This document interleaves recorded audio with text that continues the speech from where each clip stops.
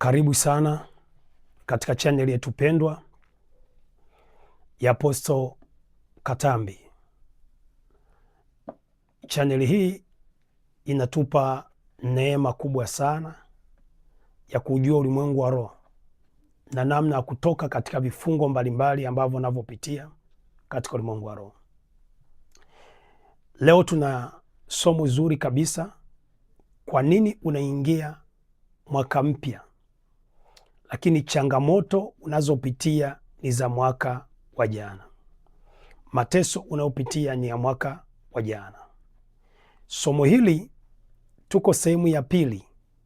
Sehemu ya kwanza nilifundisha kwa nini unaingia mwaka mpya, matatizo unayopitia au changamoto ni za mwaka wa jana. Lakini somo hili leo tunafundisha sehemu ya pili, ambayo nitafundisha namna wanavyokuhamishia matatizo kutoka mwaka jana kuja mwaka mpya. Nilifundisha kwamba wanahamisha shida hizo kupitia kwenye anga. Sasa nafundisha wanakuhamishaje matatizo. Mbona mwaka jana ulikuwa na changamoto fulani za ndoa au familia? Mwaka jana ulikuwa na changamoto za afya. Mwaka wa jana ulikuwa na changamoto kwenye uchumi. Mambo yaendi vizuri, unapambana. Wanakuhamishiaje? Sasa ndio nafundisha wanakuhamishiaje hizo changamoto katika mwaka mwingine. Kwa nini unaingia mwaka 2026 unasema niko mwaka mpya, lakini matatizo ni yale yale, changamoto ni zile zile? Naomba unifuatilie somo hili. Tutajifunza maeneo ambayo namna unavyoweza kuhamisha na namna unavyoweza kusimama katika maombi. Mungu akubariki sana. Kama ni mara yako ya kwanza kuingia kwenye channel hii, ninakukaribisha. Karibu sana. Na ili upate vipindi vyetu kwa wakati, masomo yetu kwa wakati, maana mwisho wa somo hili tutakuwa na maombi maalum kwa ajili yako. Unaweza ukasubscribe channel hii, pia ukaweka comment yako hapo chini, nitaisoma na nitakuombea. Mungu akubariki sana. Twende moja kwa moja kuingia katika somo letu la leo, namna unavyoweza kukuhamishia matatizo kutoka mwaka mmoja kwenda mwaka wa pili, kutoka mwaka wa jana kwenda mwaka mpya, namna wanavyoweza kukuletea matatizo kutoka mwaka mmoja kwenda mwaka wa pili, au kutoka mwaka uliopita kwenda mwaka ujao. Pointi yangu ya kwanza, wanahamisha matatizo haya kwenye anga la kiroho. Wanahamisha matatizo hili kwenye anga la kiroho. Nifuatilie somo langu iliyopita, nilifundisha wanahamisha kwenye anga la kiroho. Lakini leo nafundisha wanahamishaje. Sehemu ya pili nafundisha kuhamishiwa matatizo kwenye anga lako kutoka mwaka uliopita kwenda mwaka mwingine kupitia anga lako la kiroho. Wanasimamisha maneno kwenye anga lako la kiroho. Leo tutajifunza maneno yanayokutawala kwenye anga lako la kiroho. Maneno yanayokutawala kwenye anga lako la kiroho. Maneno yanayokutawala kwenye anga lako la kiroho. Kutoka mwaka jana kwenda mwaka mpya. Hakuna anga la zamani. Hakuna anga la zamani. Hakuna anga la zamani. Anga lako la kiroho huwa halina mwaka mpya. Anga lako la kiroho siku zote lipo. Ukitenda dhambi linachafuka. Ukitenda mema linakuwa safi, linakuwa jipya kila siku. Tuanze maneno yaliyosimamishiwa kwenye anga lako la kiroho yaliyobeba mateso ya mwaka wa jana. Maneno uliyosimamishiwa kwenye anga lako la kiroho yaliyobeba mateso ya mwaka wa jana. Tutaanza kitabu kile cha Mwanzo sura ya kwanza, Mwanzo sura ya kwanza mstari wa 28. Mtu akitaka kukutawala huwa anakutamkia maneno. Mtu akitaka kutawala maisha yako huwa anasimamisha maneno. Ndio maana wanapoenda kwa waganga wa kienyeji, huwa silaha kubwa ya mganga ni maneno. Anasema sifanikiwe, kazi yake iharibike, ndoa yake iharibike, uchumi wake uharibike. Wanakusimamishia maneno kwenye anga lako la kiroho. Ndivyo ilivyo hata mtu anapoenda kuroga huwa anasimamisha maneno, kwamba watu wamchukie, anatamka maneno. biashara yake ife, anatamka maneno. Unajiuliza ni kwa nini anatamka maneno yale. Maneno anasema wafarakane kwenye hiyo ndoa, waharibikiwe kwenye biashara, haribikiwe kwenye kazi, watu wamchukie, watu wasimtamani, watu wamkatai. Anasimamisha maneno yale. Maneno anayotamka huwa yanakwenda kukutawala kwenye anga lako la kiroho. Maneno anayotamka huwa yanakwenda kukutawala kwenye anga lako la kiroho. Nini nataka nifundishe siku ya leo? Kwamba kwa nini unaingia mwaka mpya lakini matatizo unayopitia ni ya mwaka wa jana, yanahamishwa kwenye anga lako la kiroho, yanasimamishwa kwenye anga lako la kiroho. Kitabu cha Mwanzo sura ya kwanza, kitabu cha Mwanzo sura ya kwanza mstari ule wa 28, Mungu akamwambia Adamu na Hawa, kuanzia mstari wa 26. Mwanzo sura ya kwanza kuanzia mstari wa 26. Mungu akamwambia Adamu akasema, tuumbe mtu kwa mfano wetu, akatawale samaki wa baharini, ndege wa angani. Mstari wa 27, Mungu anaumba mtu, mwanamke na mwanaume, kwa mfano wake. Mstari wa 28, Mungu anawabarikia, anawaambia, zaeni mukaongezeke na kuijaza nchi na kuitiisha. Sasa tunaona kwamba aliwaambia zaeni mukaongezeke na kuijaza nchi na kuitiisha. Nini nataka kufundisha siku ya leo? Nini nataka kufundisha siku ya leo? Nachotaka kufundisha ya kwamba katika ulimwengu wa roho, Mungu alipomuumba Adamu na Hawa, Mungu alimtawala kwa maneno. Yale maneno ambayo Mungu aliyatamka ulimwengu wa roho kwa Adamu na Hawa katika ulimwengu wa roho, ndiyo yalikuwa ni maisha yao ulimwengu wa mwili. Walikuja wakaanza kuzaana, walikuja wakaanza kutawala simba, walikuja wakaanza kutawala madini, walikuja kutawala vitu vya ulimwengu wote. Lakini maisha ya Adamu na Hawa yalitegemea matamko aliyotamkiwa na Mungu katika ulimwengu wa roho. Ndivyo ilivyo maisha yako ya mwaka mpya, yanategemea kutoka mwaka jana kuja mwaka mpya, yanategemea kunani aliyesimama kutamka maneno ambayo yakasimama kwenye anga lako la kiroho. Kumbuka somo tunalofundisha, kwa nini unaishi mwaka mpya? Mapito unayopitia ni ya mwaka wa jana. Unasema, mtumishi, unaongea nini? Tuangalie kitabu cha Hesabu, Hesabu sura ya 30. Kitabu cha Hesabu sura ya 30. Nafsi ya mtu huwa inafungwa kwa maneno. Ndio maana wanapoenda kwa waganga wa kienyeji huwa wanatamka maneno. Wanapokwenda kwa waganga wa kienyeji huwa wanasema maneno. Nafsi ya mtu huwa inafungwa kwa maneno katika ulimwengu wa roho, na haya maneno anayotamka huwa yanasimama kwenye anga lako, yanasema asifanikiwe, yanasema asibarikiwe, yanasema apita na matatizo yake. Kwa hiyo unaweza kujiuliza, unapita kwenye mapito mazito yale ya mwaka jana, mwaka wa juzi, lakini shida sio ulimwengu wa mwili. Unaweza ukaweka bidii kutafuta, ukasema naweka bidii kwenye kazi, naweka bidii kupambana kimaisha, lakini shida ni kwenye anga lako la kiroho. Wanasimamisha maneno kwamba asifanikiwe, wanasimamisha maneno kwamba asiinuke. Yale maneno na kutawala kwenye anga lako la kiroho. Hesabu 30 mstari wa 9. Hesabu 30 mstari wa 9. Maandiko yanasema katika kitabu cha Hesabu sura ya 30 mstari wa 9. Hapo tutaanza kuona kwamba wanaweza kusimamisha maneno yanatawala nafsi yako kwenye anga lako la kiroho. Ndio maana unavuka kwenye mwaka mpya na changamoto zile zile za mwaka wa jana zinakuwa kwenye yako maneno yamesimama kwenye anga lako la kiroho, yanakupiga vita. Nasema, mtumishi, unaongea nini? Angalia kitabu cha Hesabu sura 30 mstari ule wa 9.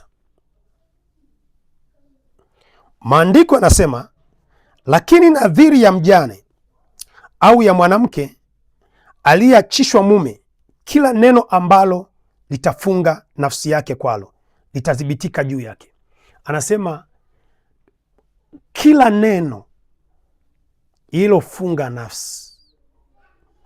Maandiko yanaposema nafsi ni mtu, nafsi ni mtu, yule mtu wako wa rohoni, yule mtu wako wa rohoni.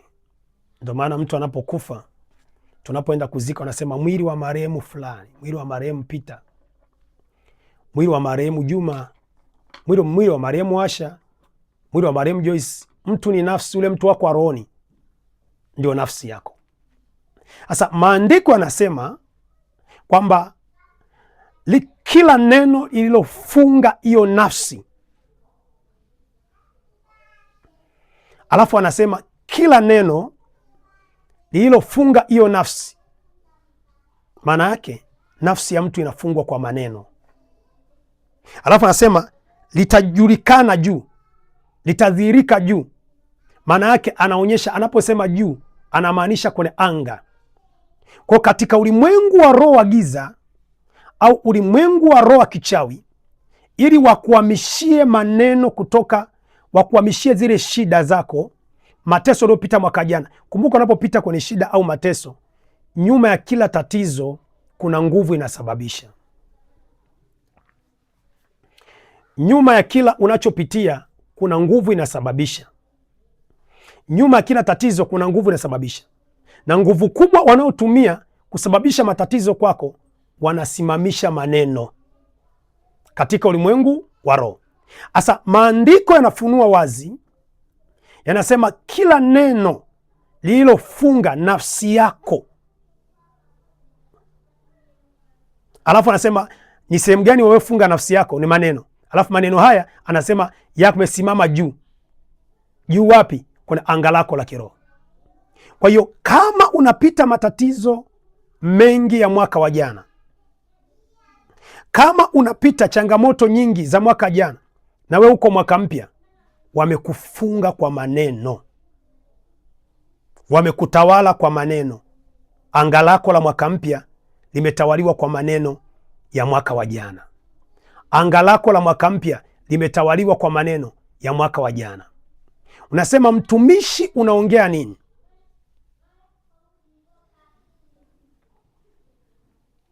Wanakusimamishia maneno katika ulimwengu wa roho, ambao wanatawala anga lako katika ulimwengu wa roho. Kwa hiyo anasema naishi maisha kama mwaka jana. Shida ni maneno yaliyosimamishwa kwenye anga lako la kiroho, yanayokutawala, yale walioenda kusema kwa waganga, kwenye uchawi wao, kwenye madhabahu za njia panda, madhabahu za makaburini. Hayo maneno yanasimama kwenye anga lako, yanakutawala katika ulimwengu wa roho. Kwa unapotembea maisha yako, ule mchawi anajua huyu hatafanikiwa. Unapotembea maisha yako, anajua ndoa yake, huyu hataolewa akakaa kwenye ndoa. Huyu mwaka huu hatafanya biashara akafanikiwa. Kwa hiyo wanakusimamishia maneno kwenye anga lako la kiroho, ambayo yanakutawala ulimwengu wa roho, kukushambulia kwenye anga lako la kiroho. Nani amekutawala kwenye anga lako la kiroho kwa maneno la mwaka mpya? Nani amekutawala kwenye anga lako la kiroho la mwaka mpya la biashara, la mwaka mpya la uchumi katika ulimwengu wa roho? Tunaona maneno nafunga nafsi. Hebu sogea mbele kidogo hapo, tuangalie kwenye kitabu cha Mwanzo. Kwa hiyo unatembea, kachawi kamoja tu kamekushikilia kwa maneno. Uko mwaka mpya, kachawi kamoja tu kamekushika kwenye anga lako la mwaka kwa maneno, anakutawala. Kitabu cha Mwanzo sura 31 nasema wakuachie kwa jina la Yesu. Weka comment hapo chini, weka comment hapo chini, naifanyia kazi. Weka na namba zako za simu hapo chini, nafanyia kazi. 0785 namba yangu ya simu hiyo, unaweza ukaichukua. Chukua namba yangu ya simu, kama utaweka namba yako hapo chini, siweke namba yako ya simu hapo chini, watakupigia wengi. Weka namba yangu, chukua namba yangu hapo 0785 89 09 mwisho 16, au nenda hapo juu kabisa kwenye channel yangu, kuna namba ya simu, nipigie tuombe na wewe kwa habari ya kufungua mwaka wako mwema katika jina la Yesu 2026. Wanaishika nafsi yako kwa maneno, wanaitawala anga lako la mwaka kwa maneno katika ulimwengu wa roho. Angalia kitabu cha Mwanzo sura 41 mstari wa 40. utamwona kijana anaitwa Yusufu. Mwanzo sura 41 mstari wa 40, utamwona kijana anaitwa Yusufu. Yusufu huyu aliwatawala watu kwa maneno. Wakitaka kutawala mwaka wako, baraka zako kwenye mwaka, mafanikio yako kwenye mwaka, uchumi wako kwenye mwaka, kwamba uishi maisha yale ya tabu, uishi maisha ya shida, uishi maisha ya teso, wanakusimamishia maneno. Mwanzo sura ile ya 41 mstari wa 40, kwa wanakutawala kwa maneno. Ndio maana pale kwa mganga kienyeji huwa wanasema tu maneno, ndoa yake ife, asikae na mwanamke, asikae na mwanaume. Wanatamka maneno, wanatawala anga lako kwa maneno katika ulimwengu wa roho. Somo langu linasema, ni nani aliyekalia anga lako la mwaka kwa maneno? Mwanzo sura 41 mstari wa 40, maandiko yanasema, mstari wa 40 tutasoma hapo, anasema basi wewe utakuwa juu ya nyumba yangu, kwa neno lako watu wangu watatawaliwa. Kwa neno lako watu wangu watatawaliwa. Huyu ni Yusufu, anaambiwa na mfalme Farao kwamba mimi tu nitakuwa juu yako, lakini neno lako litatawala watu. Lile neno la mganga aliyotamka kwenye maisha yako kwamba usifanikiwe, yule mganga ndio anayekutawala kwa maneno kwenye anga lako katika ulimwengu wa roho. Yule aliyesema atachumbiwa lakini hatafunga ndoa, yale maneno aliyotamka ndio yanakutawala kwenye anga lako katika ulimwengu wa roho la mwaka 2026. Yule aliyesema kwamba huyu atainuka kimaisha, yale maneno ndio yanakutawala kwenye anga lako katika ulimwengu wa roho mwaka 2026. Kwa kuna watu wanajiuliza, mbona nimekuwa na maisha ya kujirudia kila mwaka? Mbona nimekuwa na maisha ya kujirudia, mapito ya kujirudia kila mwaka? Kuna maneno yaliyotawala anga lako katika ulimwengu wa roho. Kwa Yusufu anaambiwa, utatawala watu wangu kwa maneno. Utatawala watu wangu kwa maneno. Pendwa unanisikiliza, unatawaliwa kwenye ulimwengu wa roho kwa maneno. Unatawaliwa kwenye ulimwengu wa roho kwa maneno. Yule aliyekuroga akatamka maneno, yale maneno ndio yanakutawala kwenye anga lako la kiroho. Nitakuwa na maombi maalum ya kukutondolea maneno mabaya mwaka 2026 yaliyosimamishwa kwenye anga lako la kiroho, yanayokutawala. Kumbe unapoona mtu anapita tabu fulani, kuna aliyekutawala kwa maneno katika ulimwengu wa roho. Ndio maana Mungu alipomtamkia Adamu, akamwambia, alimtamkia kwenye anga lake la kiroho, kwenye nafsi yake. Maana akamwambia, zaeni mkaongezeke, ukajaze nchi.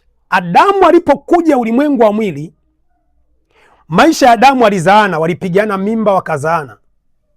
Adamu alitawala ng'ombe, Adamu alitawala mbuzi, Adamu alitawala, lakini kila maisha ya Adamu aliyoyafanya ni matokeo ya maneno yanayomtawala kwenye anga lake. Kila alichofanya maisha ya Adamu ulimwengu wa mwili ni matokeo ya maneno yaliyomtawala Adamu kwenye anga lake la kiroho. Maisha unayopitia ya ulevi, maisha unayopitia ya uzinzi, maisha unayopitia ya umaskini, tabu, maisha unayopitia unapambana, kazi haiendi sawasawa, malengo yako haendi sawasawa, mwaka 2026 kataa kwa jina la Yesu. Maana wanakutawala kwa maneno. Ndio maana unaona unaingia mwaka mpya, maisha yako yanakuwa ni ya mwaka jana yale yale. Unaingia mwaka mpya, mateso yako yanakuwa ya mwaka jana wale yale. Mwaka huu kataa katika jina la Yesu. Unaweza ukanifuatilia somo lijalo. Nitafundisha sehemu ya pili. Wanawezaje kutawala mwaka wako 2026 kwa anga lako kupitia hatua ya pili. Ya kwanza nimefundisha kupitia maneno, tafundisha hatua ya pili. Karibu ili upate somo hilo kwa wakati. Subscribe channel hii. Weka comment yako hapo chini kistaarabu. Mungu wa mbingu na nchi akubariki sana. Ni mimi mtumishi wako Apostle Katambi. Mungu akubariki sana. Amen.